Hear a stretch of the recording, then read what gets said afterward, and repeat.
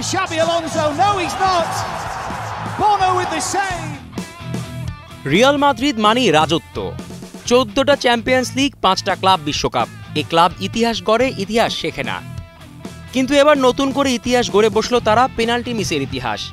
32 দলে নতুন ক্লাব বিশ্বকাপের প্রথম ম্যাচেই আল হিলালের সঙ্গে 1-1 match draw.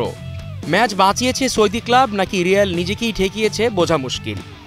Big hands from the big Al Hilal goalkeeper. Fede Valverde injury time penalty miss করেন। বক্স থেকে বনু তাকিয়েছিলেন রিয়াল এবার কি করে। উত্তর, পুরনো পথই হেঁটেছে তারা।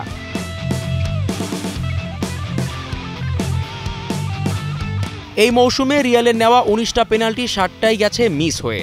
মিসের সংখ্যা এমন যে একটা পেনাল্টি ব্লুটিক খোলা যায় শুধু এই হিসেব নিয়ে।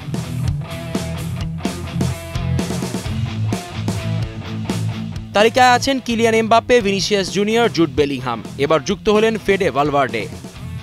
এক একটা তারকা, এক একটা স্পট কিক, কিন্তু পরিণতি সেই একটাই, হতাশা।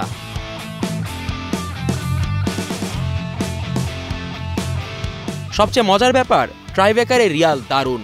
চ্যাম্পিয়ন্স লিগে ম্যান সিটি অ্যাথলেটিকোদের হারিয়েছে পেনাল্টিতে, কিন্তু 90 মিনিটে স্পট কিক পেলেই যেন কারো হাত পা কাঁপে।